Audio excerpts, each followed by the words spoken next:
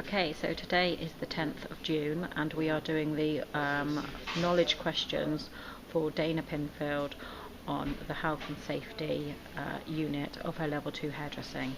So Danah, can you explain to me the difference between a legislation and a code of practice? A legislation is government led and a code of practice is by the employer and health and safety executive. Okay, well done. So can you outline the main provisions for health and safety? It's the Health and Safety Act, and that's like such as manual handling and PPE. Yeah, so it has little acts underneath. Okay, so as an employer, what are their responsibilities to you as an employee? So what's the difference? As an employee, what do you need to do?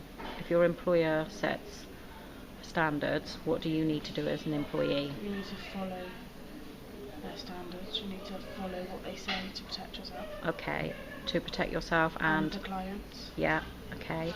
Can you tell me or give me an example of a hazard and a risk? A hazard is a trailing wire, and the risk is how high it is of the client or you tripping over it. Right, okay, so yeah, the risk of whether a client is going to harm themselves. Yeah, okay. Can you give me one other example of that? A puddle of water. Okay. On the floor, that's a hazard, and the risk is how high it is of someone tripping over it, and the risk of someone tripping over it. Yeah, and causing harm. Okay. Right, if you had a hazard in the salon like a broken mirror or something, or a broken hairdryer, what would you do with that hazard? You would report it to salon manager or your boss, whoever's higher up in the salon at that time. Okay, no problem. Can you tell me the purpose of PPE? So why do you wear PPE? It protects you from dermatitis, infections and infestations. Okay, brilliant, thank you.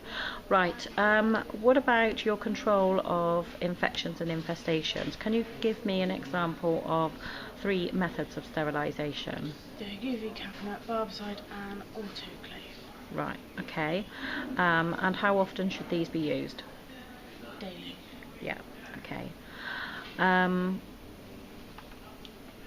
Okay, so if we had a fire within the building here, can you tell me what your procedure would be? You would if you had a client, you'd get yourself up, get your client up. You wouldn't use the lift, you'd go downstairs. Yep. And you'd assemble at the park thing. The meeting point. Yeah, the meeting point where everyone meets. And then you'd obviously let someone know, the person that was in charge of that salon, you'd let them know that you were there. But you wouldn't pick up any belongings on your way out. Right, okay, no problem. Thank you.